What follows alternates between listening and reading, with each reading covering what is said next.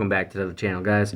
We're going to take a look at two different types of Japanese World War II bayonets, both for the same rifle, but by different manufacturers, and I'll kind of explain the differences between the two.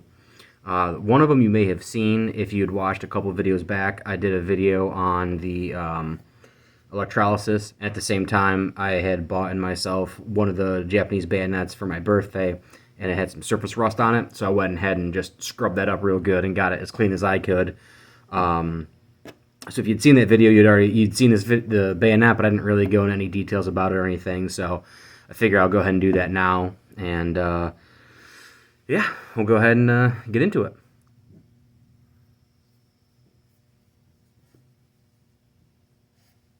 So this one is that one that I was just talking about, where I had it in that video. I'd gotten this for my birthday a couple months ago.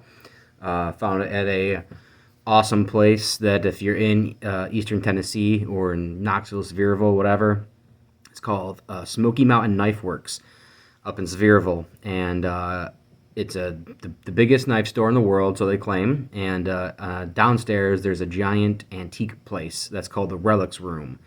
So I bought myself this there. Is actually a pretty decent price. Sometimes that's my only complaint, is sometimes their prices are the top dollar, where you can get stuff a little bit cheaper. But that aside, they have some really cool stuff, and they're always super nice people. So yeah, let's get in a little closer look here. You can see the manufacturer marks here on this side of the blade. Those two symbols together means that this was made by the Toyota Automatic Loom Works. I can't pronounce the full Japanese name, so I'm not even going to try. But that is what it's called, the Toyota Automatic Loom Works. And that was under the Nagoya supervision when they produced these. Really unsure of the exact date, but from what I've been able to gather based on the differences of these bayonets, this would have been a mid-war production. Some of the things that let me know that is the fact that it's got a straight guard here. The cross guard is straight and it tapers. There is where your barrel of the rifle would go through, and this would hook on under it, and then this little guy would release it. So that locks it into place and that releases it. So based on the fact that it's got a straight cross guard that tapers, the handle has a contour to it. The grips have a contour to it, I should say. They're not squared. And it's got a bird's head pommel that also has contours to it. It's not squared off. That tells me that this is a mid-war production. And it's got the oval washers and bolts and screws, whatever you want to call them, in there as well. So that guy there, and it does have a serial number on it. It's very hard to make out. You can get like the last couple, looks like 774 or 114. But man, there's been a hell of a job trying to actually figure out what all of the serial numbers mean 100%. There's a lot of different takes on what that all means on different forums and whatnot.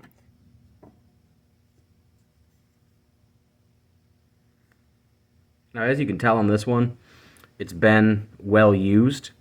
Now, whether that happened during the war or after the war, couldn't tell you.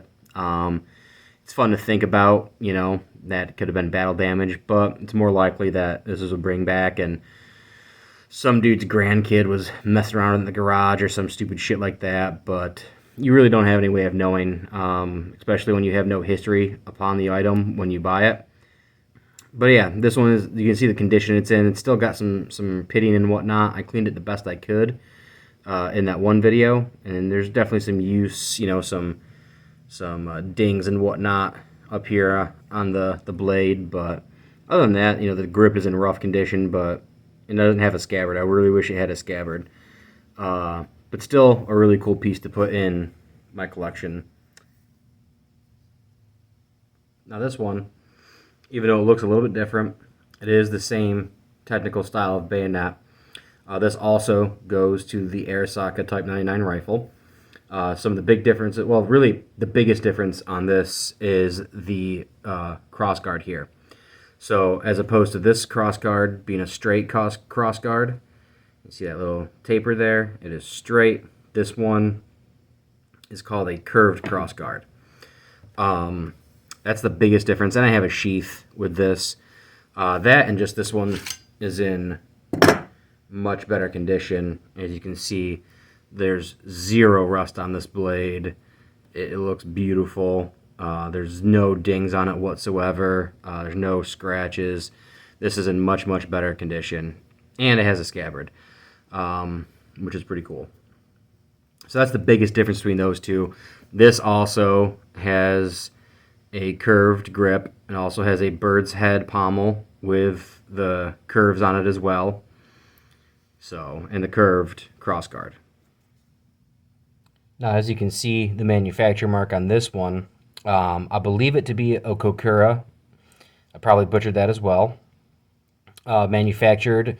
The reason I say I believed is because the Toyota Arsenal had the exact same marker, maker's mark. The difference being the Toyota Arsenal made these up until 1936, and then Kokura took over from 36 until 45. Now this guy does have the serial number on there, which if you can make it out is 225569. Nice. Another reason I believe this to be a Kokura and not a Toyota is a lot of the Toyotas I've seen have had another like mark up there next to the serial number. This one does not. So I would estimate this as being probably somewhere right before the war or early war production, as opposed to a very post-war, like a World War I or 20s or anything like that production, like some of the Toyota ones were. I mean, that's just, again, that's my best estimate. And then, so you've got these two here. Now, there's about, from a couple people that have put out the, by their count and estimation, there's about 18 different variations of this bayonet. These are just two right here. You've got this one's curved handle, bird head with the curves, straight crossguard, and then this guy is curved crossguard, curved handle, curved bird's head with the contour to it as well. The third one that I would really like to get, the major one, would be a square grip, so it would be no curve on the handle at all. It would just be a rectangle, and it would be squared off. It wouldn't be that bird's head like this. It would just be a complete big blocky rectangle with a straight guard. Now, those are considered to be late war or like a last-ditch effort bayonet. A lot of them came with wooden scabbards. They are pretty rare, and they are very expensive. So someday I'd like to pick up one of those. And I'd also like to get the rifle that goes with this, the Arisaka 99, which I've got a buddy on here, Roger, who I've talked to, and I might be getting one from him. Roger, I have not forgotten about you, buddy.